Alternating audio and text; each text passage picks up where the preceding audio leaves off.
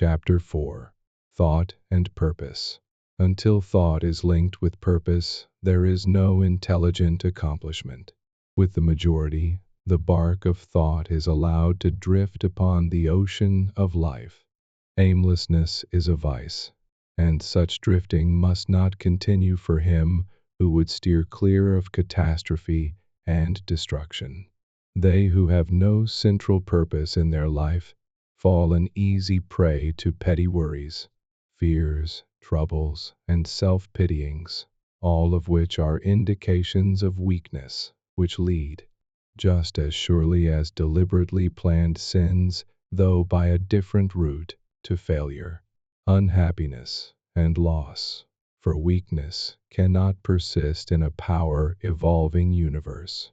A man should conceive of a legitimate purpose in his heart and set out to accomplish it. He should make this purpose the centralizing point of his thoughts. It may take the form of a spiritual ideal, or it may be a worldly object, according to his nature at the time being. But whichever it is, he should steadily focus his thought forces upon the object which he has set before him. He should make this purpose his supreme duty, and should devote himself to its attainment, not allowing his thoughts to wander away into ephemeral fancies, longings, and imaginings. This is the royal road to self-control and true concentration of thought. Even if he fails again and again to accomplish his purpose, as he necessarily must until weakness is overcome, the strength of character gained will be the measure of his true success, and this will form a new starting point for future power and triumph. Those who are not prepared for the apprehension of a great purpose should fix the thoughts upon the faultless performance of their duty, no matter how insignificant their task may appear. Only in this way can the thoughts be gathered and focused, and resolution and energy be developed, which being done, there is nothing which may not be accomplished.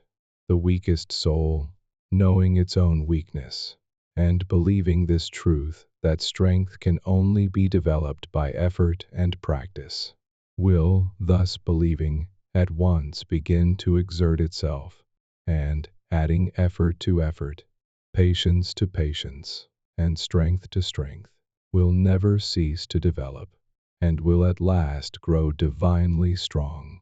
As the physically weak man can make himself strong by careful and patient training, so the man of weak thoughts can make them strong by exercising himself in right thinking.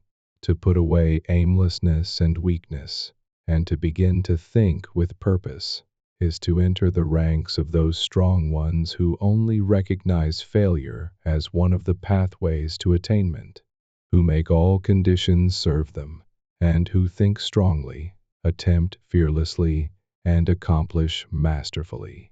Having conceived of his purpose, a man should mentally mark out a straight pathway to its achievement, looking neither to the right nor the left. Doubts and fears should be rigorously excluded.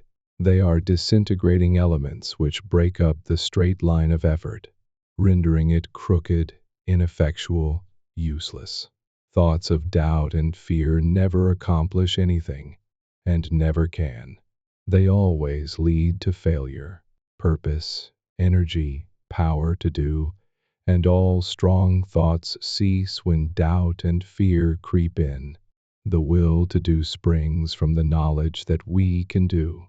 Doubt and fear are the great enemies of knowledge, and he who encourages them, who does not slay them, thwarts himself at every step. He who has conquered doubt and fear has conquered failure. His every thought is allied with power, and all difficulties are bravely met and wisely overcome. His purposes are seasonably planted, and they bloom and bring forth fruit which does not fall prematurely to the ground. Thought allied fearlessly to purpose becomes creative force. He who knows this is ready to become something higher and stronger than a mere bundle of wavering thoughts and fluctuating sensations. He who does this has become the conscious and intelligent wielder of his mental powers.